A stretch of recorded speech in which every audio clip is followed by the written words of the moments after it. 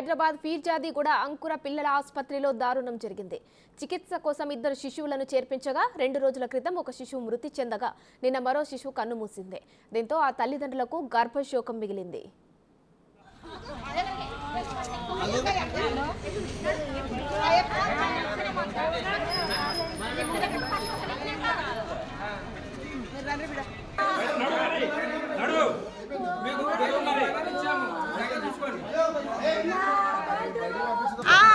అందరు వచ్చినాక ఇప్పుడు ఇంటర్వ్యూ ఇస్తా అంటుండు.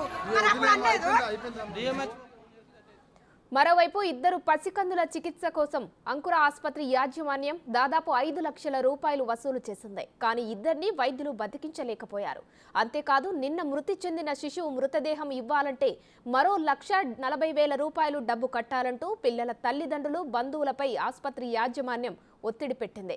అసలే పుట్టెడు దుఃఖంలో ఉన్న తల్లిదండ్రులు బంధువులు ఆసుపత్రి యాజమాన్యం తీరుపై మండిపడుతున్నారు.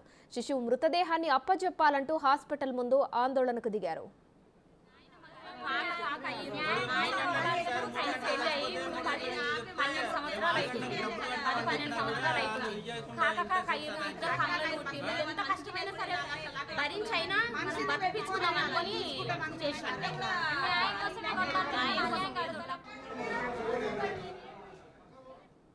యాదాద్రి భువనగిరి జిల్లా బొమ్మల రామారం మండలం మల్యాల గ్రామానికి చెందిన జెళ్ల కిరణ్ కుమార్ మహేంద్ర దంపతులకు వారం రోజుల కిందట హబ్సిగూడలోని పద్మజ ఆసుపత్రిలో 2 కవలలు జన్మించారు.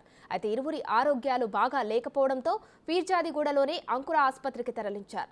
చికిత్స అందిస్తామని చేర్చుకొని వారం రోజులుగా ఆసుపత్రిలో ఉన్నప్పటికీ గత 2 రోజుల వ్యవధిలోనే ఒక్కొక్కరుగా 2 శిశువులు మృతి చెందడంతో కన్నీరు మున్నీరుగా తల్లిదండ్రులు విలపిస్తున్నారు.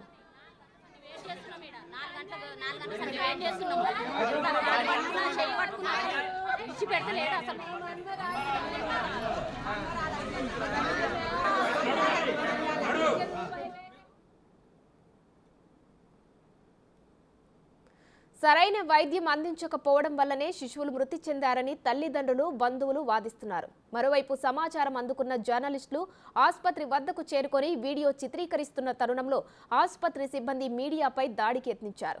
ఇదేమని ప్రశ్నిస్తే మీకు దిక్కున్న చోట చెప్పుకోండంటూ బెదిరింపులకు పాల్పడ్డారు.